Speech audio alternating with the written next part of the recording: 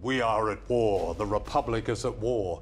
Well, sure, yeah, he's at war and he's supplying the wherewithal, the arms for that war, for the very enemy that he denounces. A shocking truth is unfolding.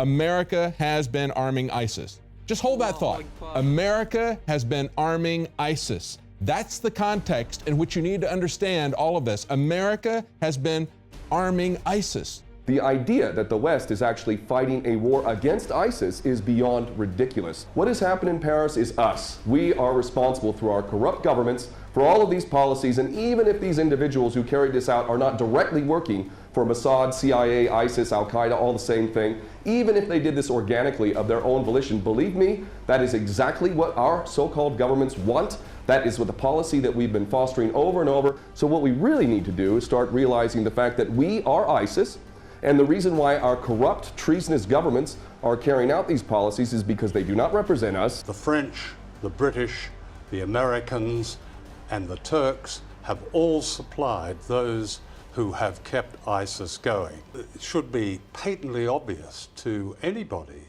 that it is the West that has created this monster. ISIS is a creation of the United States. We know that from official sources of the US military themselves, declassified documents from the Defense Intelligence Agency. There is no war on terror. There is a war that is being waged using terrorist proxy groups, and they are being used against nation states who are resisting US and Israeli hegemony, and they are also being used as a means of disciplining the workforces in Europe. You now have terrorist attacks being committed by terrorists funded, armed and trained by Western intelligence agencies. Cameron has ignored everything that Blair was told. Cameron knows all that. I mean, is this man serious? Is he a serious human being? We really need to ask that. Or is he just this kind of verbose sociopath, as he comes across now as, with his ludicrous policies? Your pain is our pain.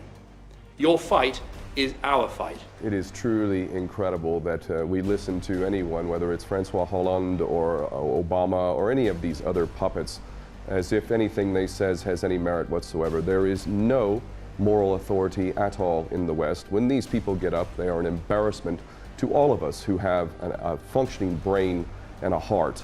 These people are traitors, whether they come from France or whether they come from Britain or America.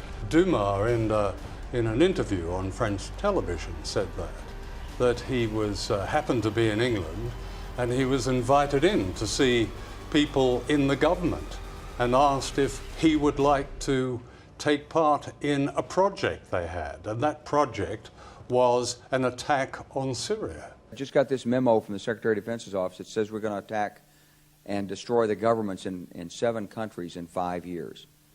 We're going to start with Iraq, and then we're going to move to Syria, Lebanon, Libya, Somalia, Sudan, and Iran. The French government is now attempting to drum up support for more military intervention in Syria. And what they want to do is they want to get in on the game.